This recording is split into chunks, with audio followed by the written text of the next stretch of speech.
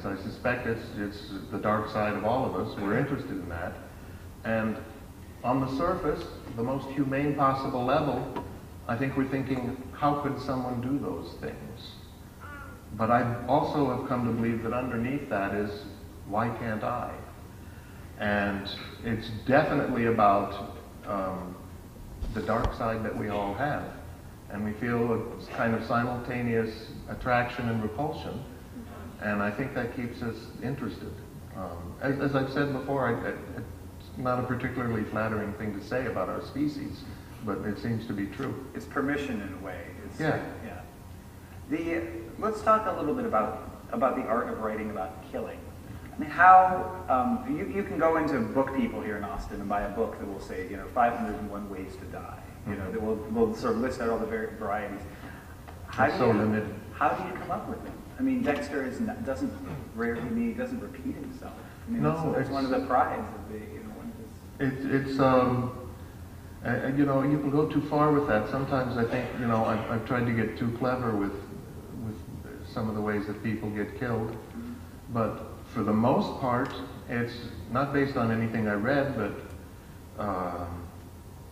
well, for example, in Book 2, Dearly Devoted Dexter, the criminal in that was very slowly, over a period of weeks, surgically removing all of the fingers and then toes and then arms and feet and then lower leg, lower arm, and everything, including tongue, eyelid, ears, everything, until it was basically what they were calling a squealing potato. And you don't kill them.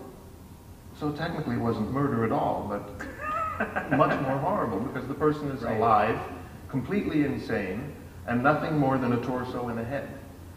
And I believe, didn't they have to watch it in a mirror as well? Yes, and he had a mirror mounted, so they had to watch it. And as grotesque as that is, that's based on reality.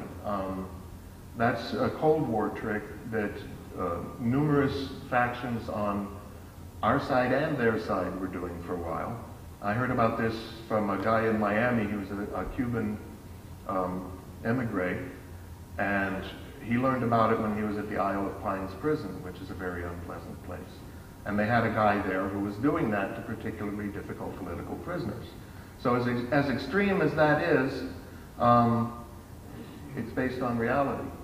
So you don't have to look that far to find some really awful stuff, and even nearer at hand is going to be someone who wants to try it. No, if you're a God-fearing Eagle Scout, you won't read a Dexter book and suddenly decide to be a serial killer.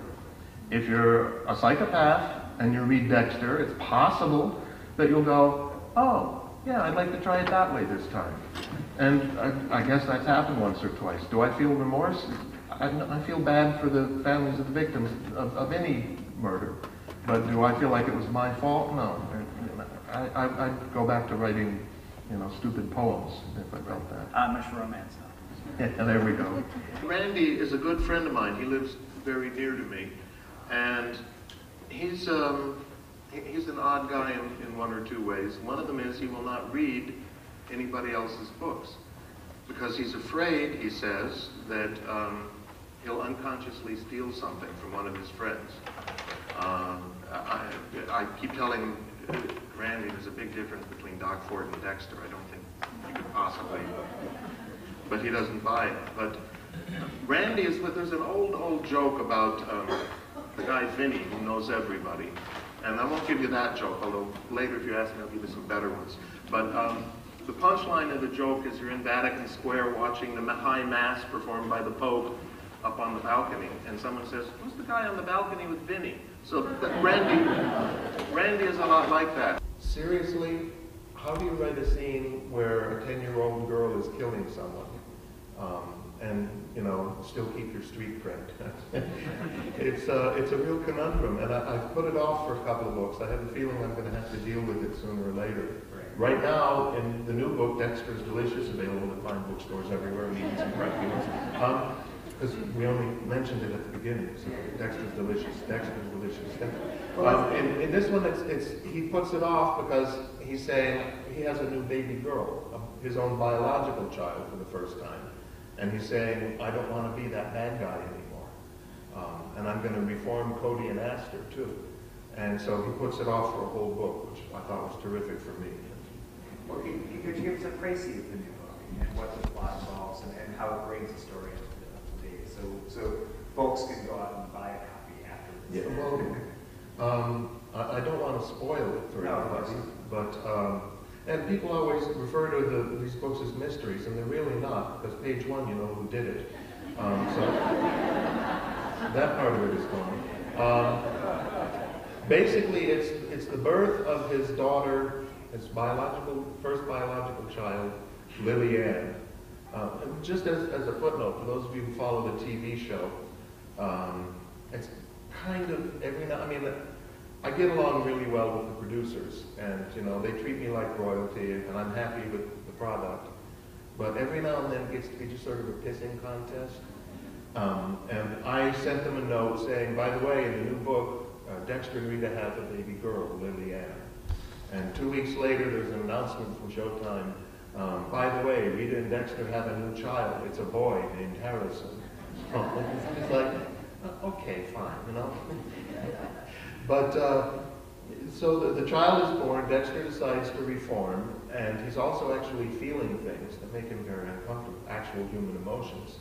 And this gets him sucked into a case he's helping his sister Deborah with, which involves cannibalism, which is where the title comes from. Dexter is Delicious. Because this book is the most fun of any I've ever written, because from the moment I thought of the title, Dexter is Delicious, and I started giggling in a rough and manly way.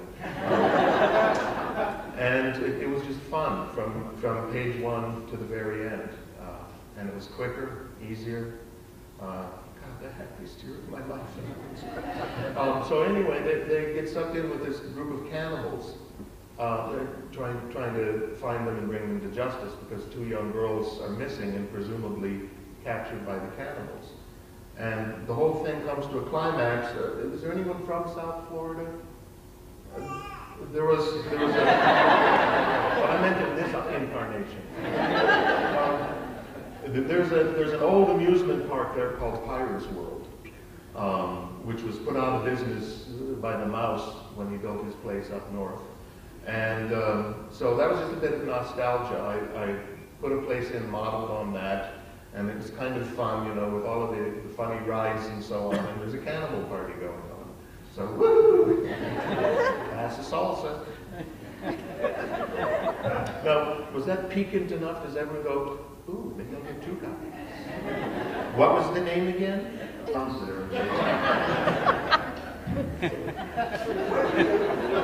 know what to say. Let's just say the whole starving writer thing is over. Stuff. I have waited my whole life.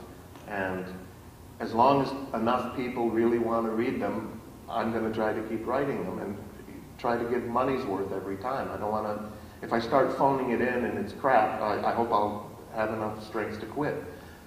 On the other hand, I've got a lineup of other projects I want to do, including some theater. I've wanted to get back into a play again for several years, and I'm really getting a little antsy. But I think what it means is that I have to write the books quicker to give me spare time to do the other stuff.